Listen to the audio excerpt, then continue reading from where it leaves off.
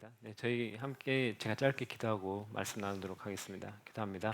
하나님 아버지 감사합니다. 오늘도 하나님 말씀 앞에 섭니다. 하나님 말씀이 우리를 깨워주시고 우리의 영혼을 소생시켜 주시고 우리에게 말씀하여 주셔서 하나님 우리가 예수 그리스도를 닮은 형상으로 빚어 나갈 수 있도록 하나님 역사해 주시고 성령 하나님께서 우리 마음 가운데 역사해 주시옵소서. 감사드리며 예수 그리스도 이름으로 기도합니다. 아멘.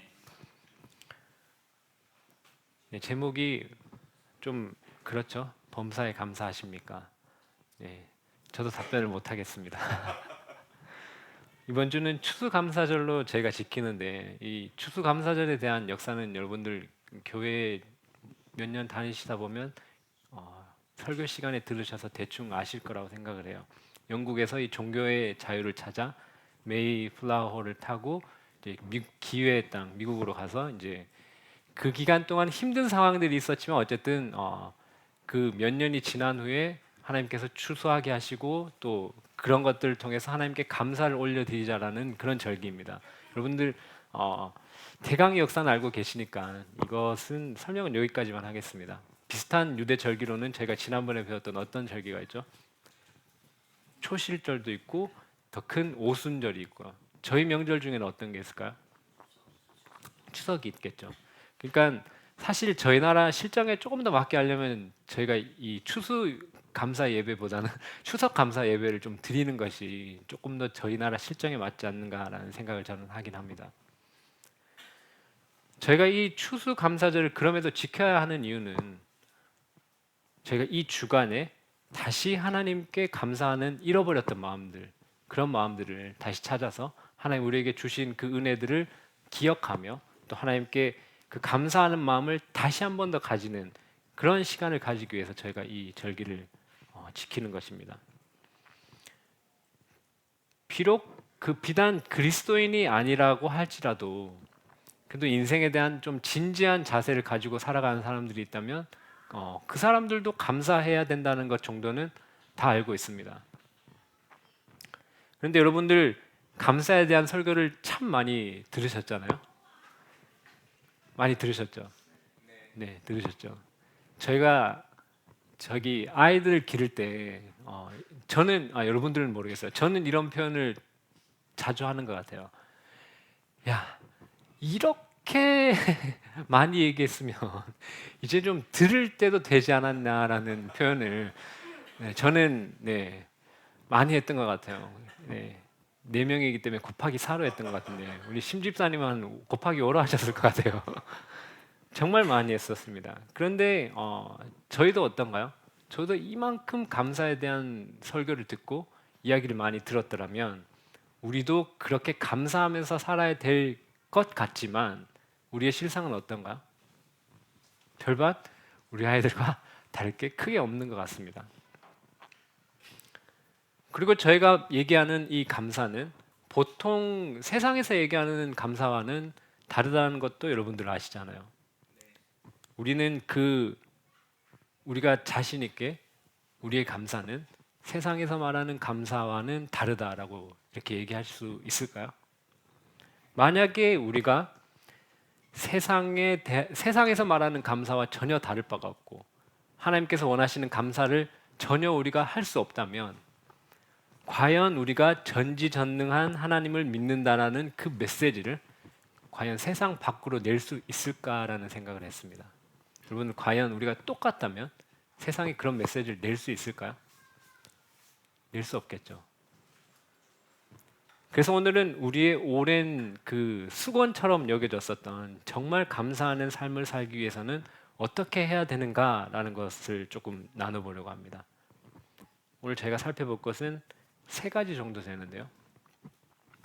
첫 번째는 우리는 무엇에 감사를 하는가? 그리고 두 번째는 어떻게 우리는 범사에 감사할 수 있을까? 그리고 세 번째는 그럼 언제 이 감사할 수 있게 될까라는 것을 나눠보려고 합니다. 첫 번째 우리가 감사해야 될 상은 저는 크게 두 가지가 있다고 생각을 합니다. 첫 번째는 하나님을 감사하는 것입니다. 하나님을 감사하는 것. 두 번째는 하나님이 하신 일에 대한 감사를 하는 것입니다. 먼저 하나님을 감사하는 것. 이게 무엇이냐면 만약에 우리가 감사하는 대상이 있잖아요. 그 대상이 결코 움직이지도 않고 결코 변하지도 않고 결코 사라지지 않을 것이라면 그럼 우리의 감사도 어떠할까요? 그 대상이 결코 없어지고 사라지지 않고 흔들리지 않기 때문에 우리의 감사도 그렇게 흔들리지 않을 수 있을 것입니다. 우리는 하나님 외에 다른 신이 없다는 것을 잘 알고 있습니다. 여러분들 혹시 그리스 로마 신화를 보신 적이 있을 거예요, 그죠? 뭐 다는 보지 못하셨을지라도 여기저기 보셨을 텐데 만약에 하나님께서 이 제우스와 같은 신이었다면 여러분들 생각하기도 싫겠죠. 불안해서 살 수 있을 것 같지가 않아요. 뭔 일을 할지 몰라서 어떻게 반응할지 몰라서 저희가 불안해서 살 수가 없을 것 같아요. 그런데 하나님께서는 이러한 잡신들과 같지 않으십니다. 하나님께서는 세상의 다른 존재들과 달리 창조되시지 아니하시고 스스로 존재하시는 분이십니다. 하나님은 영원부터 영원까지 계시며 모든 곳에 계시는 분이십니다. 그리고 하나님께서는 모든 것을 아시며 모든 것을 하실 수 있는 분이십니다. 그리고 하나님은 거룩하시며 진리되십니다. 그리고 또 하나님은 사랑이시며 또 공의로우신 분이십니다. 하나님은 긍휼과 자비가 넘치는 분이십니다. 이런 분이 우리의 하나님 되시는 것이 여러분 너무 감사하지 않으십니까?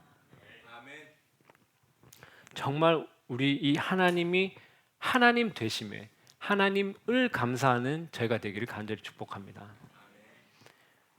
그렇게 한다면 우리가 어떠한 상황에 있든지 간에 그것과는 무관하게 영원히 변하지 않는 하나님이 계시기 때문에 그곳에다가 우리의 감사의 닻을 하나 내려둔다면 어떨까요? 우리가 이 세상을 살아가면서 감사가 순간적으로 흔들리고 잠시 흔들릴 수 있다 할지라도 영원히 변치 않으시는 그분에게 우리의 감사의 닻을 하나 두었기 때문에 그래도 우리는 조금이라도 빨리 감사하는 마음으로 돌아갈 수 있을 것입니다. 그래서 이렇게 실천해 봤으면 좋겠어요. 우리가 눈을 딱 뜨는 순간에 이렇게 감사해 봤으면 좋겠어요. 정말 좋으신 하나님이 우리의 아버지 되심에 너무 감사합니다. 이렇게 아침을 시작해 보면 어떨까요? 그러면 우리가 눈 뜨자마자 우리의 감사의 닷을 하나 변하지 않는 하나님의 두고 시작을 하는 것 한번 함께 실천해 보면 좋을 것 같습니다. 두 번째 우리가 감사할 대상은 무엇이냐면 아까 찬양에도 나왔었는데 하나님께서 하신 일에 대한 감사입니다. 여러분들 하나님께서 우리에게 하신 일들 중에 우리가 가장 감사할 만한 내용이 어떤 게 있을까요?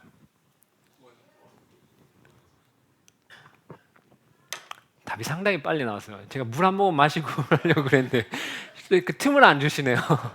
네, 구원이죠. 구원. 여러분들 이렇게 가정을 해볼게요. 굴먹하고 있던 사람이 있었습니다. 그런데 여러분들이 그 사람을 보고 너무 안타까운 마음에 내가 저 사람에게 먹을 것을 좀 줘야겠다라는 마음이 들어서 한 10달치 식량분을 그 사람에게 주었다고 가정을 해봅시다. 그럼 제가 기본적으로 이론적으로는 그 사람이 여러분들에게 한 어느 정도의 기간을 감사해야 될까요? 10달. 최소한 그죠? 양심이 있으면 10달 정도는 그래도 먹을 거 이렇게 제공해 주셔서 감사합니다라고 10달 정도는 감사해야 될 것 같은데 근데 사람들이 잘 그러나요? 여러분들 잘 그러시나요? 잘 그러지 않죠. 어느 날 우연히 여러분들이 5개월 후에 그 사람을 만났는데 그 사람이 이제 막 고마워하는 기색도 전혀 없고 그 막 밥 가지고 장난치고 있고 그런다면 여러분들 어떤 마음이 드시겠어요? 그냥 걷어들일까? 그냥 이제 지원 끊을까? 이런 생각을 하시겠죠. 또 어떤 사람이 심장병으로 만약에 이 인생이 이제 서서히 꺼져가고 있다라고 가정을 해볼게요. 그럼 이 사람이 심장 이식을 받아야 되는데 심장 이식을 받기 전에는 이 사람의 마음이 어떨까요? 내가 심장 이식만 받으면 내가 심장이 쿵쾅쿵쾅 뛸 때마다 난 감사하면서 살겠다. 이렇게 얘기를 하겠죠.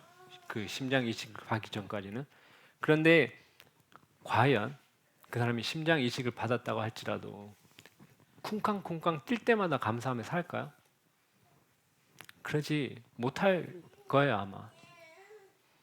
그럼 하나님께서 우리에게 하신 일들은 어떠한 일인가요?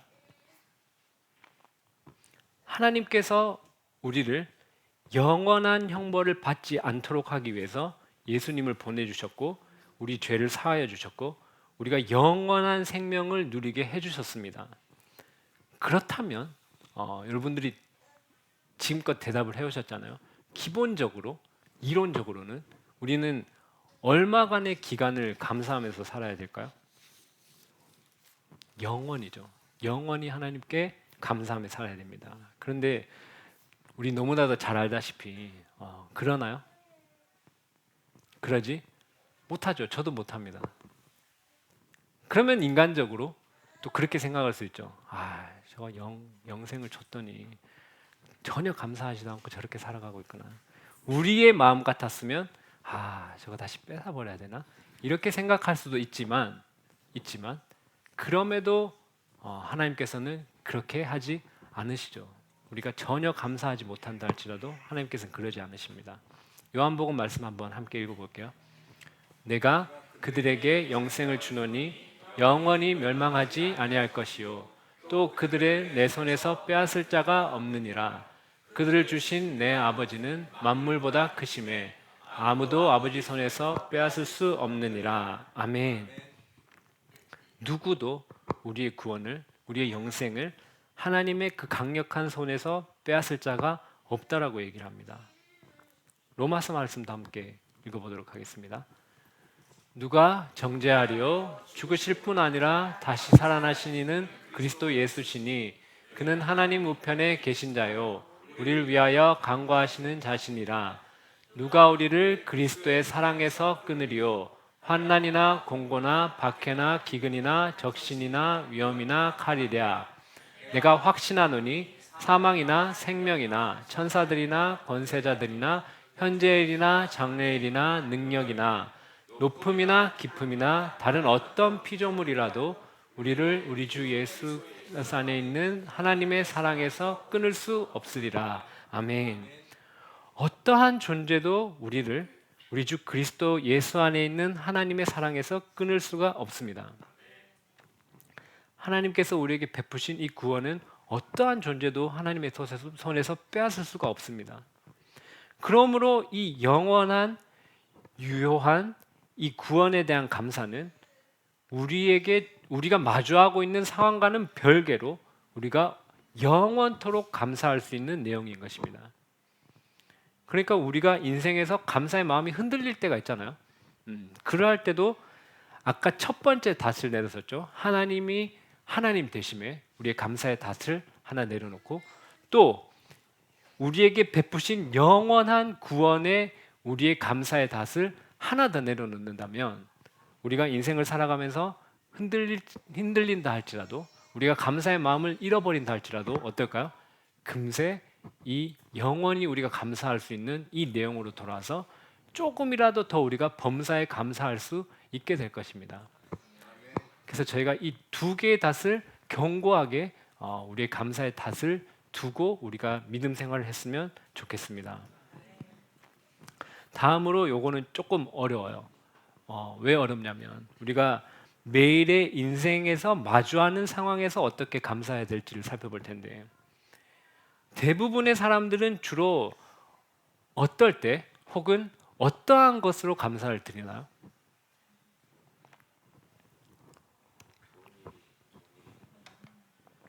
좋은 일이 생기고요.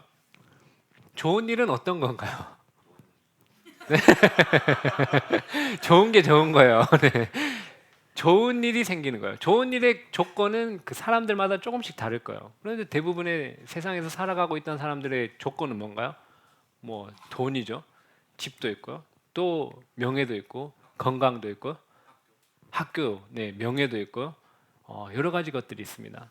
그런데 본인이 정해놓은 그 감사의 조건에 밖으로 나가게 될 때는 어떻게 되나요? 감사를 할 수 있을까요? 대부분 사람들은 그 조건 밖으로 나갔을 때는 감사가 아니고 불평과 불만을 하게 됩니다. 그럼 우리는 어떤가요? 우리는 이와는 좀 다른가요? 돈이 없어도 감사할 수 있고, 건강하지 못해도 감사할 수 있고, 또 일이 내 뜻대로 흘러가지 못한다 할지라도 여러분들 그때도 감사하실 수 있겠습니까? 아니면 혹시 세상의 사람들과 별반 다르지 않게 그러한 조건 밖으로 나가게 될 때는 우리가 감사의 모습을 잃어버리는 것은 아닙니까? 혹시나 이게 좀 극단적인 질문이지만 저는 종종 이런 질문을 합니다. 여러분들 부자와 거지 나사로 이야기를 잘 아시죠? 네, 예수님을 믿는 거지 나사로, 예수님을 믿지 않는 부자. 여러분들은 인생을 택하라고 여러분들에게 준다면 여러분들 선뜻 나는 거지 나사로가 되겠습니다 라고 고백할 수 있을까요? 쉽지 않죠. 현대인들이 감사의 이유로 삼는 재산, 명예, 부, 자녀, 명예, 이걸 한날에 잃어버린 사람이 성경에 나오죠. 그 사람이 누군가요? 욥입니다. 욥. 과연 우리가 이런 상황에 처한다면 범사에 감사라는 이 말을 우리가 지킬 수 있을까요? 저는 지금 솔직한 심정으로 저한테 이런 질문을 한다면 저는 그냥 하나님 저를 그냥 데려가 주시길 바랍니다 라고 답변을 할 것 같습니다. 그런데 참 다행인 것이 있습니다. 다행인 것은 무엇이냐면 저와 여러분 모두 욥과 같은 상황에 있지 않다는 것과, 그리고 욥 훨씬 더 감사할 만한 내용들이 우리 가운데는 훨씬 더 많다는 것. 그렇기 때문에 어떤가요? 우리는 조금 더 범사에 감사할 수 있는 환경 속에 있음을 고백할 수 있을 것 같아요. 첫 번째 이제 범사에 감사라는 것에 어떻게 조금씩 더 가까이 갈 건지를 볼 텐데, 저희가 먼저 범사에 감사할 수 있으려면 이 우리의 인식 속에 두 가지 믿음이 있어야 될 것 같아요. 이 두 가지 믿음이 뭐냐면, 첫 번째는 내가 마주하는 모든 상황은 하나님께서 허락하신 것이다라는 믿음과, 두 번째는 이 내가 마주한 모든 상황은 하나님의 뜻대로 부르심을 입은 우리에게는 결국 어떻게 된다고요? 합력해서 선을 이루신다라는 그런 믿음이 있어야 될 것 같습니다. 첫 번째, 내가 마주한 상황은 모든 상황은 하나님께서 허락하신 것입니다. 우리가 좋은 상황을, 아까 장로님도 말씀하셨지만 좋은 일이 있을 때는 어떤가요? 찬양도 하고 감사도 나오고, 물론 그러지 않은 사람들도 있긴 해요. 그런데 대부분의 사람들은 그렇게 반응을 합니다. 여러분도 그렇게 반응을 하시잖아요, 그죠? 좋은 일이 있으면 감사하고 찬양하고. 그러니까 여기에 대한 설명은 뭐 딱히 필요 없을 것 같아요. 왜냐하면 이건 잘하고 계시니까요. 그러니까 저희가 살펴봐야 될 것은 내가 원하지 않는 상황에 내가 마주했을 때 어떻게 감사할 수 있을까를 생각을 해봐야 될 것 같습니다. 전 성경에서 이 보여주고 있는 많은 인물들이 있잖아요. 근데 저는 정말 제 개인적으로 겪지 않았으면 좋겠다는 상황이 한 세 가지 정도 있어요. 그게 뭐냐면 그 요셉의 어린 시절, 별로 겪고 싶지 않을 것 같고요. 그리고 욥의 이 고난, 전 겪고 싶지 않을 것 같고요. 그리고 예수님이 십자가 지신 것, 이것도 별로 겪고 싶지 않을 것 같아요. 그런데 이 모든 상황은 어떤가요? 하나님께서 허락하시지 않은 상황인가요? 하나님께서 허락하신 상황이잖아요. 요셉은 어땠나요? 요셉은 형들에게 미움을 받고 종으로 팔려가서 그 종으로 간 집에서 누명을 쓰고 감옥으로 가게 되었잖아요. 이렇게 어려운 상황 가운데 있었어요. 사람의 눈에 보기에는 이건 너무나 비극이고 너무나도 아픈 그 쓰라린 경험입니다. 그것도 요셉이 나이가 많지 않았던 때였잖아요.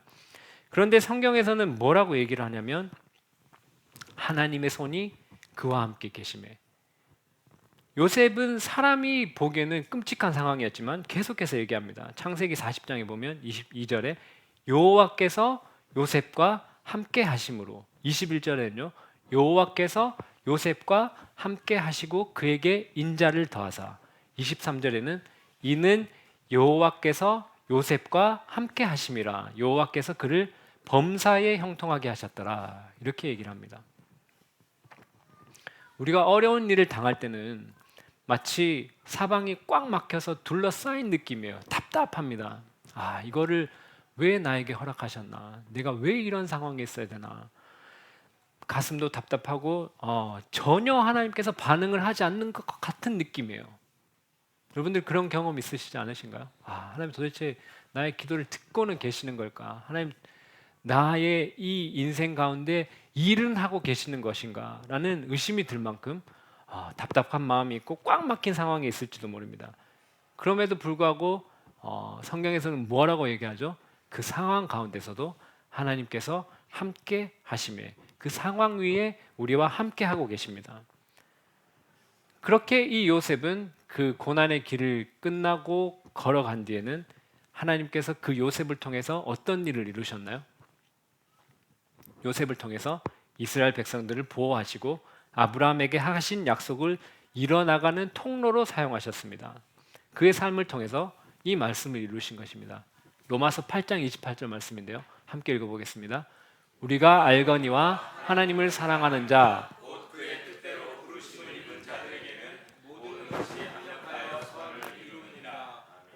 아멘.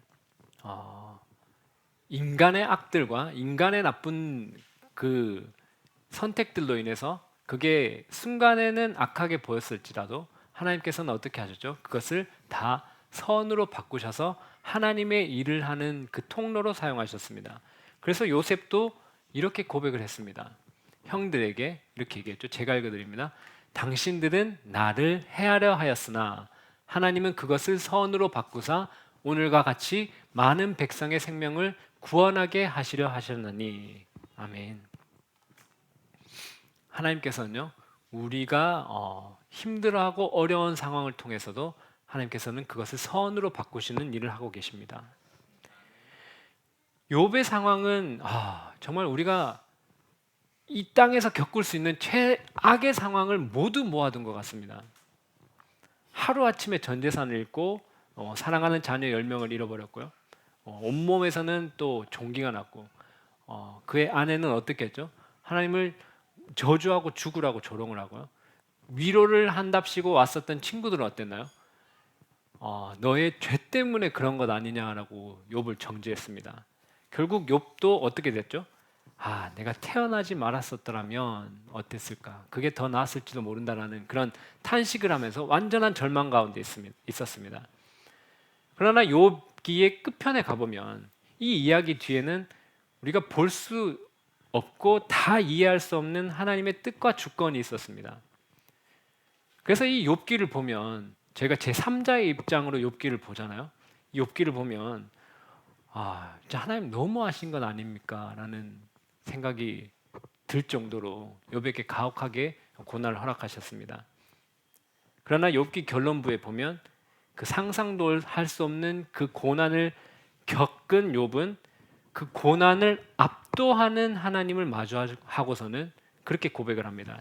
자신은 그분 앞에 서서 티끌과 재 가운데 회개할 수밖에 없는 존재이군요 라고 고백했습니다. 그러니까 하나님께서는 개인에게 고난을 허락하시고 믿음으로 그 고난을 이겨내고 견뎌낸 자에게는 그 고난의 이유를 충분히 받아들일 수 있도록, 그걸 충분히 이해할 수 있도록 하나님께서 보여주시고 은혜를 베풀어 주시는 것 같아요. 그러니까 저희가 욥의 그 상황을 다 이해할 수 없고 제가 그것을 다 납득할 수는 없는 것 같아요. 저희 입장에서 봤을 때는 하나님 너무하셨다, 욥 너무 가여웠다라고 얘기할 수밖에 없지만 그 당사자는 하나님께서 그 가운데 함께 하시면서 고난을 겪게 하시고 고난을 이겨내게 하시면서 하나님이 왜 이 고난을 나에게 허락하셨고 이 고난을 통해서 어떤 말씀들을 하고 싶었고 어떤 것들을 알려주시려고 하셨구나라는 것은 그 개인은 알게 되는 것 같아요. 그런데 이 욥은 마지막에는 그걸 알았던 것 같아요. 자기의 완전한 의를 버리고 온전한 의는 하나님이시다라는 것을 깨닫게 하신 것 같아요. 근데 욥은 그게 자기가 겪었던 그 고난들보다 훨씬 더 크게 다가와서 하나님 앞에 무릎 꿇고 회개를 했던 것 같습니다. 그러니까 저희도 고난의 길을 걸어갈 때에 삼자 입장에서 봤을 때는 이해할 수 없을지도 몰라요. 그렇지만 어떤가요? 그 고난을 하나님과 걸어가고 견뎌내고 있던 그 개인은 하나님께서 견디게 하시고 또 그것을 통해서 하나님께서 무엇을 말씀하게 하실지 그 개인에게는 다 알려주시고 비춰주시고 또 은혜를 부어주신다는 사실입니다. 여러분들 중에 혹시나 그런 길을 걷고 있는 자들이 있다면 하나님을 신뢰하시기 바랍니다. 하나님 견디게 하시고요. 그 견디는 과정 속에서 이기게 하시고요. 그 이김을 통하여서 어떻게 하신다고요? 하나님께서 이러한 것들 나에게 허락하신 것들을 다 설명해 주시고 이해하게 하시고 그 위에 그것보다 더 큰 은혜를 하나님께서 부어 주십니다. 또 예수님의 이야기도 어떤가요? 예수님께서 십자가를 허락하셨죠. 예수님께서도 그것 때문에 겟세마네 동산에서 기도하시면서 피와 땀을 흘리면서 기도를 하셨죠.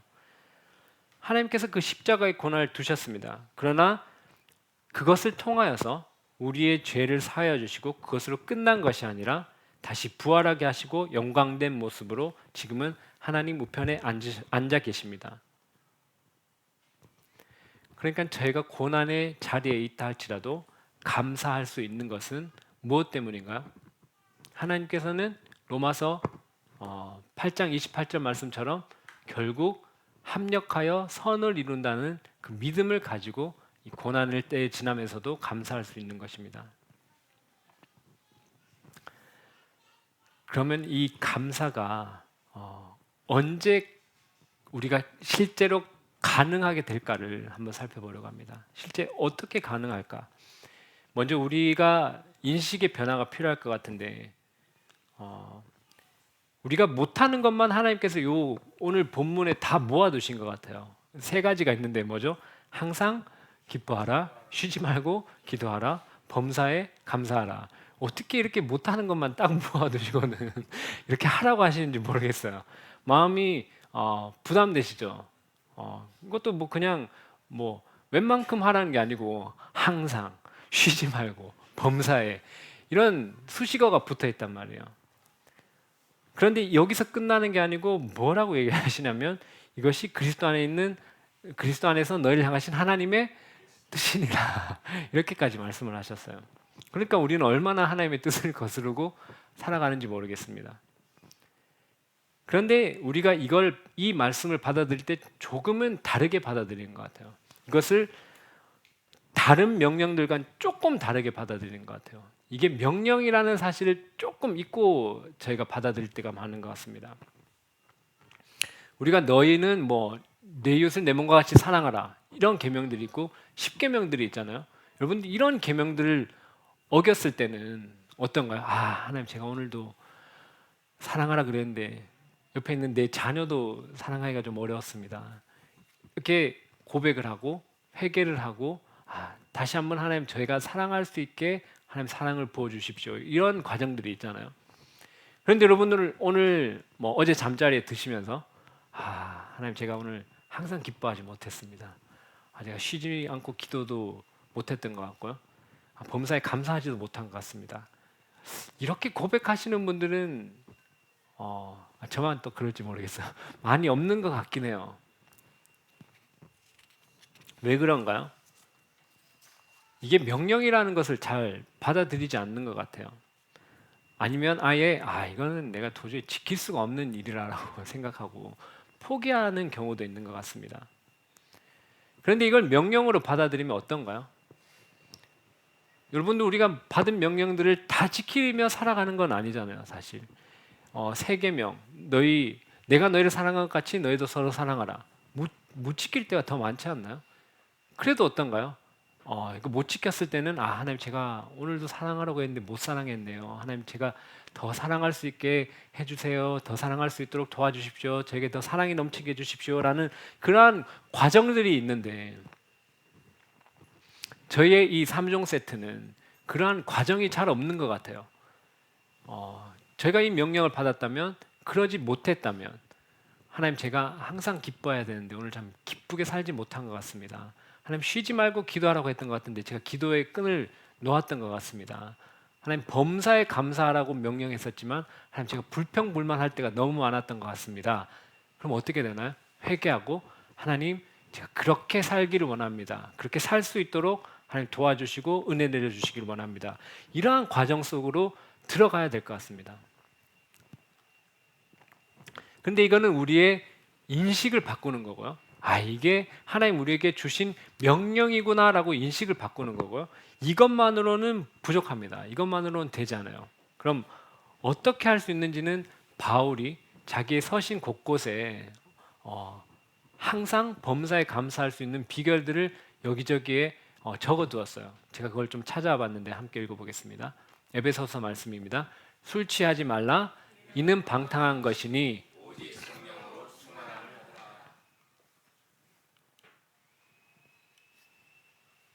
네, 또 읽어볼까요? 시와 찬송과 신령한 노래들로 서로 화답하며 너희의 마음으로 주께 노래하고 찬송하며 범사에 우리 주 예수 그리스도의 이름으로 항상 아버지께 감사하며. 아멘.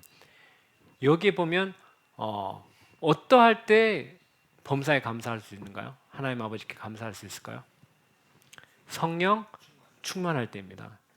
제가 계속해서 그 사도행전 때부터 성령 충만에 대해서 얘기를 해오고 있는데 이건 가까운 시일 내에 성령 충만함에 대한 설교를 제가 준비해서 한번 나눠봐야 될 것 같습니다. 네, 어쨌든 지금은 어떨 때요?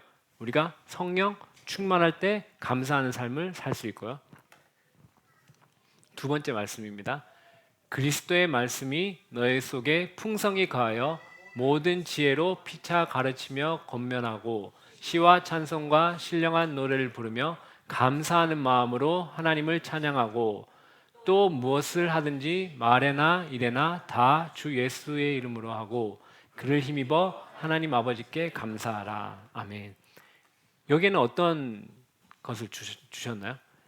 그리스도의 말씀이 풍성히 너희 가운데 거할 때에 이러한 감사가 나온다라고 얘기를 하고 있습니다. 오늘 본문 말씀 마지막으로 한번 볼게요. 항상 기뻐하라, 쉬지 말고 기도하라, 범사에 감사하라. 이것이 그리스도 예수 안에서 너희를 향하신 하나님의 뜻이니라. 성령을 소멸하지 말며 예언을 멸시하지 말고. 아멘. 여기서는 어떤 조건을 주나요? 성령을 소멸하지 말고, 성령님께서 공동체 가운데 일하시는 것을 마음껏 역사하실 수 있도록 하고, 예언, 즉 하나님의 말씀이 선포되는 것을 멸시하지 않고 듣고 순종할 때에 이러한 일들이 일어날 수 있고, 항상 기뻐하고 쉬지 않고 범사에 감사할 수 있는 그런 일이 일어날 수 있다고 얘기를 합니다. 이제 말씀을 마무리하려고 하는데, 그럼 하나님께서는 왜 이런 저희가 생각할 때는 어찌 보면 그 실현하기조차 어려운 수준의 감사를 우리에게 명하셨을까요? 하나님 우리에게 명하셨잖아요. 왜 범사에 감사하라? 너무 지키기 어렵잖아요. 그런데 왜 이런 감사의 명령을 주셨을까요? 하나님께서는 이것을 통하여서 우리의 믿음을 보시길 원하십니다. 우리의 믿음이 세상에 보여지길 원하십니다. 항상 기뻐하고 쉬지 말고 기도하는 것은 우리의 삶 가운데 일어난 일들이잖아요. 그래서 우리의 삶 가운데 하나님을 향한 믿음이 표현되기를 원하시는 것 같아요. 그걸 통해서 세상이 하나님을 비춰보기를 원하시는 것 같아요. 하나님께서는 우리를 세상을 향한 빛과 소금으로 부르셨습니다. 세상에서 빛의 역할과 소금의 역할을 감당하려면 세상과 같아서는 안 되는데요. 세상과 다른 모습을 보여줘야 합니다. 세상과 다르게 구별되었다는 말이 성경 용어로 무엇인지 혹시 아시죠? 거룩입니다. 거룩. 하나님께서는 우리가 하나님을 신뢰하면서 세상이 감사하지 못하는 그런 상황 속에서도 하나님께 감사하는 모습을 통해서 세상에서 우리가 반짝반짝 빛나는 그런 거룩한 성도가 되기를 원하시는 것 같습니다. 그래서 저희 새뜻 교회 모든 성도님들은 이렇게 세상에서 감사하면서 그 상황이 어렵다 할지라도 그 상황 가운데서 감사하면서 이렇게 하나님의 빛을 반짝반짝 빛내는 그런 성도들이 되기를 정말 축복합니다. 네, 저희 함께 찬양하고 기도하셨으면 좋겠습니다.